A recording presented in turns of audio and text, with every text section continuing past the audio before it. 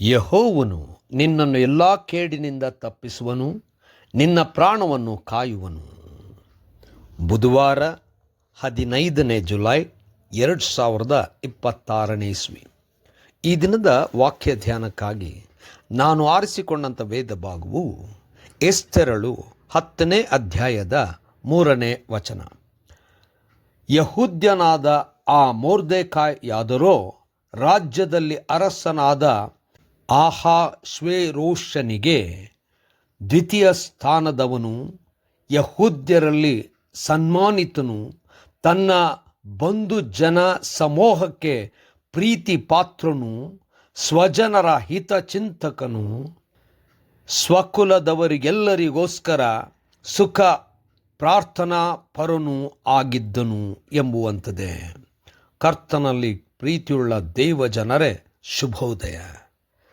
ದೇವರ ಮಕ್ಕಳಾಗಿ ದೇವರ ಕಾರ್ಯವನ್ನು ದೇವ ಜನರಿಗೋಸ್ಕರವಾಗಿ ಮಾಡುವುದನ್ನು ದೇವರು ಮೆಚ್ಚುತ್ತಾನೆ.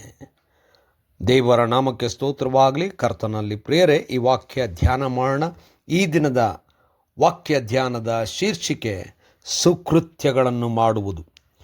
ಕರ್ತನಲ್ಲಿ ಪ್ರಿಯರೇ, ಎಸ್ತೇರ್ ಪುಸ್ತಕದಲ್ಲಿ ಬಹಳ ಮುಖ್ಯವಾದಂಥ ಪಾತ್ರ ಎಸ್ತೇರಳಿಗಿಂತ ಮೊರ್ದೆಕಾಯನದು.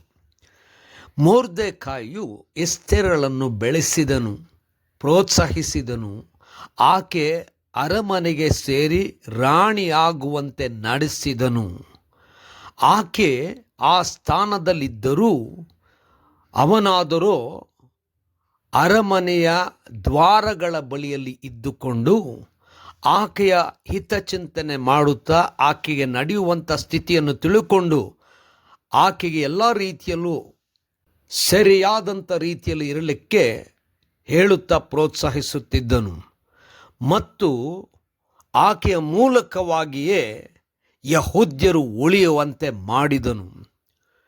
ಮೊರ್ದೆಕಾಯ್ ಅರಸನಿಗೆ ತನ್ನ ಸೇವಕರಿಂದಲೇ ಅಪಾಯ ಬಂದಾಗ ಅದನ್ನು ತಿಳಿಸಿದನು. ಹೀಗೆ ಮೊರ್ದೆಕಾಯ್ ಅನೇಕ ಒಳ್ಳೆ ಕಾರ್ಯಗಳನ್ನು ಮಾಡಿದ ನಿಮಿತ್ತವಾಗಿ ಮೊರ್ದೆಕಾಯನು ಅರಸನು ತನ್ನ ಅಧಿಕಾರದ ನಂತರ ಉಳ್ಳ ಆ ದ್ವಿತೀಯ ಸ್ಥಾನವನ್ನು ರಾಜ್ಯದಲ್ಲಿ ಕೊಟ್ಟನು.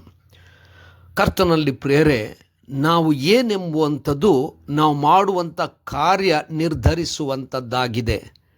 ನಮ್ಮ ಕೃತ್ಯಗಳು ನಾವು ಎಂಥವರು ಎಂಬುದಾಗಿ ನಿರ್ಣಯಿಸುವಂಥದ್ದಾಗಿದೆ. ಅದಕ್ಕೆ ನಾವುಗಳು ಸ್ವಾರ್ಥಿಗಳಾಗದೆ ದೇವ ಜನರಿಗೋಸ್ಕರವಾಗಿ ದೇವರ ಕಾರ್ಯಗಳನ್ನು ಮಾಡುತ್ತಾ ದೇವರನ್ನು ನಂಬಿ ದೇವರನ್ನು ಮಹಿಮೆ ಪಡಿಸುವಂಥವರಾಗೋಣ.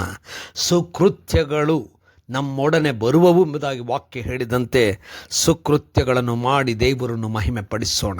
ಕರ್ತನೇ, ದಯಮಾಯ ಸ್ವಾಮಿ, ನೀನು ನಮ್ಮಲ್ಲಿ ಉದ್ದೇಶಪೂರ್ವಕವಾಗಿ ಇಲ್ಲಿರಿಸಿದ್ದಿ, ಒಳ್ಳೆಯದನ್ನು ಮಾಡುವಂತೆ ನಡೆಸು. ಯೇಸುವಿನ ನಾಮದಲ್ಲಿ ಪ್ರಾರ್ಥನೆ ದೀನತೆಯಿಂದ ಬೇಡಿದೆವು ತಂದೆಯೇ, ಆಮೆನ್.